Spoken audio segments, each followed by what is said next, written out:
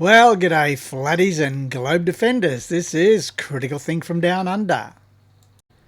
A couple of days ago I put out a video pointing out where Exploring the Plane accused me of a gross inaccuracy and said my render was completely inaccurate.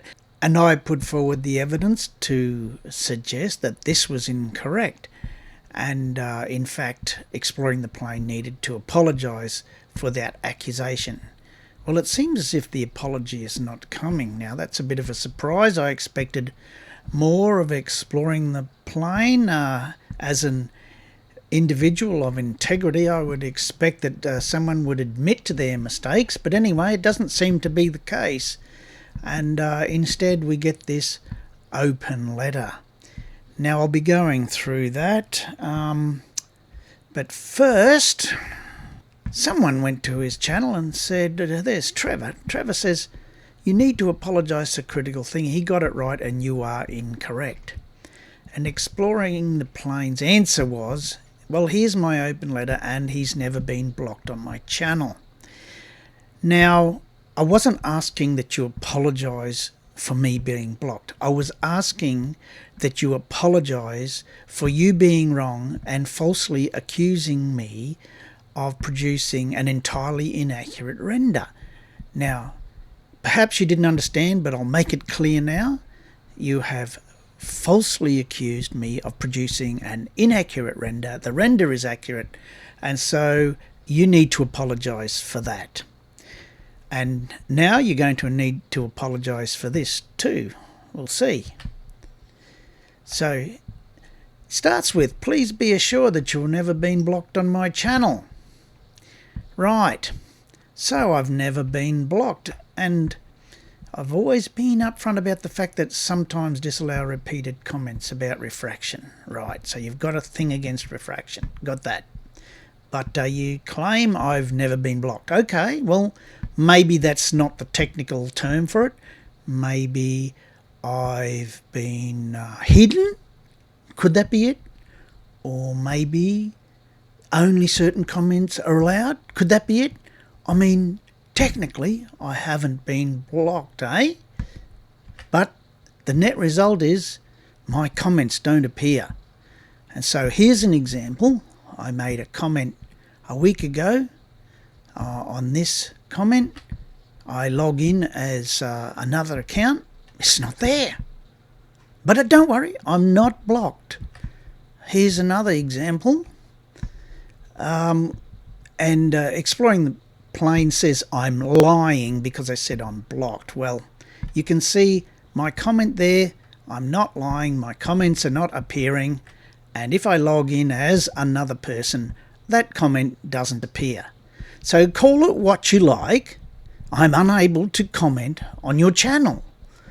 And so now you have two things to apologise for. The first one is you were wrong about my render is inaccurate. The second thing is you are wrong that I'm not actually blocked. And I don't care whether it's hidden or whatever. The net result is I cannot post.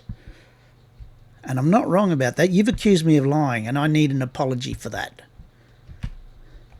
Now, just to remind you what the video was about, because you seem to have diverted and ignored and not taken the point seriously.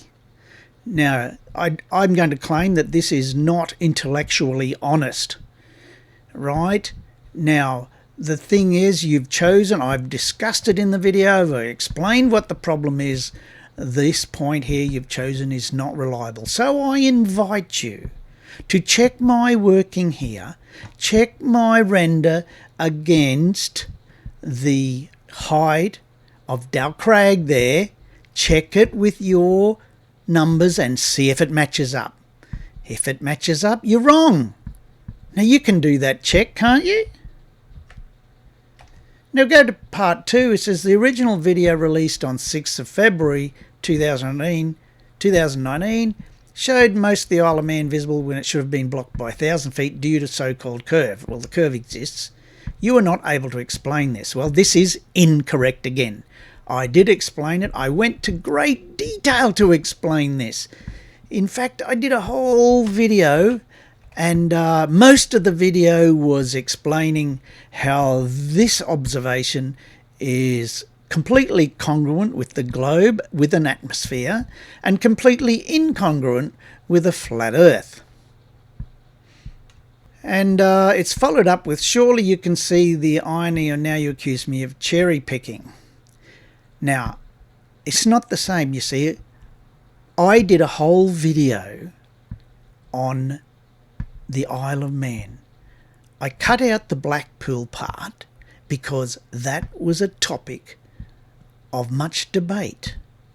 Now, yes, I accuse you of cherry picking because you chose a dodgy data point to try and convince people that I gave an inaccurate, perhaps deliberately inaccurate render.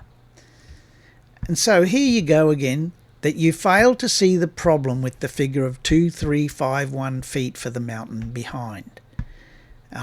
You didn't even listen, didn't understand what I said. It's not that there are gaps in the mountain's profile or anything. It's just that you can't accurately determine that point. It's a very poor point to choose. And if you were honest about this, you would choose the top of Dow Crag and recalculate for that. So here's to remind you again, the top of Dow Crag and the height of that matches very perfectly with a 7/6R refraction model.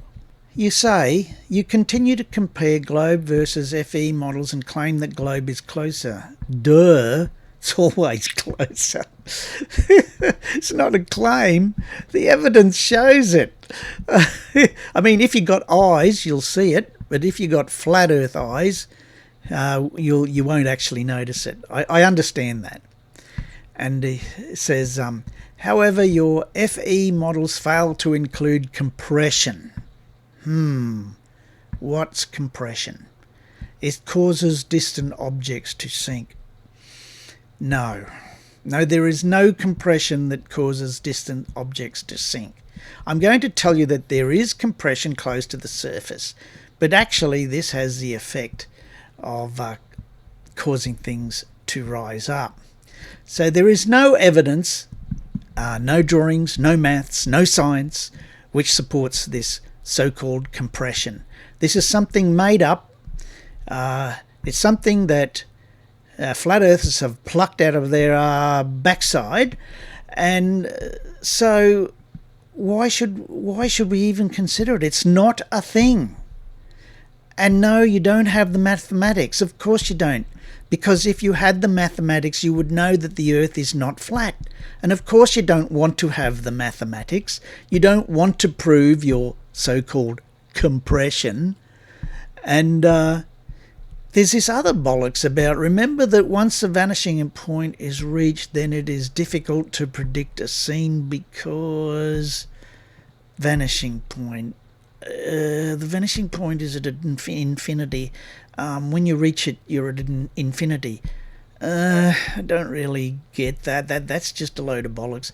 As most mathematicians agree, vision is no longer Euclidean beyond that vanishing point. Well, good luck getting beyond infinity there. And seeing as you want to claim that you don't have an FE model, even though on the flat FE model means the Earth is flat, then that's why you say your FE models, because we have the FE models and you don't have one. And yes, your FE models will consequently always fail. They will always fail at long distances because the Earth is not flat. So this is complete bollocks, and there is a lot of evidence missing for these concepts of so-called compression and whatever limited angle and optical drop and all these silly things that you come up with to try and explain away the fact that the Earth is not flat. Now, I suggest that you tackle the real issue of the Isle of Man. So here we go, deflecting. The real issue of my video was that you were claiming something that was wrong. You were claiming my render of the mountains behind Blackpool was completely inaccurate. That's wrong. That's what the issue is. You got to address the issue. Now you want to deflect to the Isle of Man. Oh, and anyway, we dealt with the Isle of Man anyway. The globe model does allow considerably higher refractive index near the surface. Over the ocean, it's seen over and over again. Right close to the surface, there is more refraction than normal. And I've got evidence of that, and I'll show you in a minute. And so, when you say, does your globe model allow you to use vastly different values on your sliding scale of refraction within the same shot? Yes! Yes, it does! Oh, and here is the proof. Now, the usual blink ship. So here is a ship. This picture is taken from about 15 metres in height. The only thing I've changed is now I've gone down in height. Very, very close to the water. Very close to the water. You see the refraction is more on this day. The ship is compressed, but it's compressed upwards. Now, I'll just do the blink test. See where the ship, the bottom of the ship is in relation to the cranes. And it gets refracted upwards. But when I am 15 metres above the ground, I am out of that big refraction layer, so the ship appears fairly normal. But when I get down into that high refraction layer, then the bottom of it is compressed. Now, these are unusual conditions, and I'm lucky to capture this. But there is evidence, right there, that in the same shot, there are different indexes of refraction. Right there. And mentioning the Isle of Man, I just wanted to make it clear that, as mentioned in my other video, the angular size of Snaefell should be 0.3 degrees. And that would bring the bottom of it somewhere deep in the ocean there. Now, this is why we say the Earth is a globe, because this is the evidence. You've taken the picture, and this is where the bottom of Snaefell should be, way down there. And this is based on the side-to-side angular separation, and nothing to do with the refraction and compression that is clearly evident in this picture. And yes, some of the Isle of Man is squashed up, but the majority of it is disappeared under the ocean. And if the Earth were flat, the top of the Isle of Man should be up here somewhere.